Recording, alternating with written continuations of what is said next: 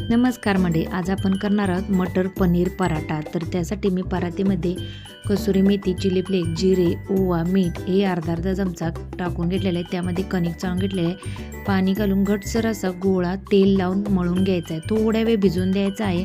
इकडे वाटाणे, लसूण, आले आणि मिरची बारीक करून घेतलेले आहे। पनीर ही किसून घेतलेले अर्धा किलो।